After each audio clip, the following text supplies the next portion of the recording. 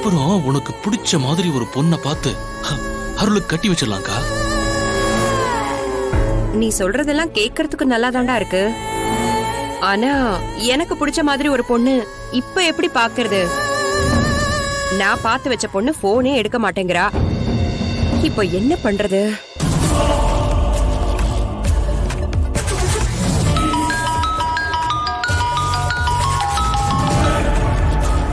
Hello, யாரு? Madam, என் பேரு ரவிகிருஷ்ணன். நான் மதுரையில இருந்து பேசுறேன். நான் மதுரையில ஒரு பெரிய டிரான்ஸ்போர்ட் கம்பெனியை ரன் பண்ணிட்டு இருக்கேன். சரி, இதெல்லாம் ஏன் என்கிட்ட சொல்றீங்க? இதெல்லாம் கல்யாண விஷயமா பேசதான். கல்யாண விஷயமா? எந்த கல்யாணம்? என் பொண்ணும் உங்க பையனும் ஒன்னா காலேஜ்ல படிச்சாங்க. அப்போ என் பொண்ணு உங்க பையனை காதலிச்சிருக்கா. காதலிச்சாங்களா? ஆமா. ஏன் பையனும் அவளை காதலிச்சானா? இல்ல இல்ல மேடம், என் பொண்ணு உங்க பையனை காதலிச்சதே உங்க பையனுக்கு தெரியாது. எனக்கு அப்பெல்லாம் இந்த விஷயம் தெரியாது. இப்ப கல்யாண பேச்சு எடுத்தப்பதான் அவ உங்க பையனை தான் கல்யாணம் பண்ணிக்குவேன்னு சொல்றா. எனக்கு என்ன பண்றதுனே தெரியல.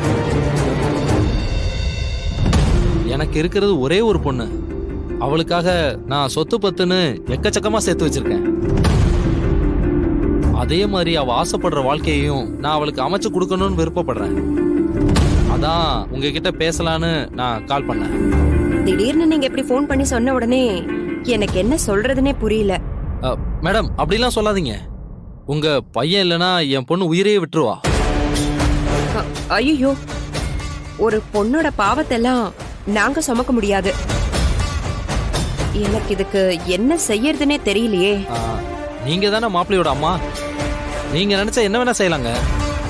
முன்னாடியே நீங்க போன் பண்ணிருந்தீங்கன்னா பரவாயில்ல. இப்ப என் பையனுக்கு கல்யாணம் நடக்க போதே.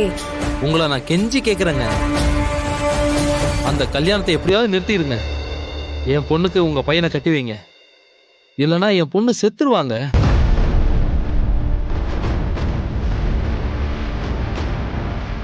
இந்த கல்யாணத்தை நிறுத்துறது சாதாரண விஷயம் இல்லைல்ல.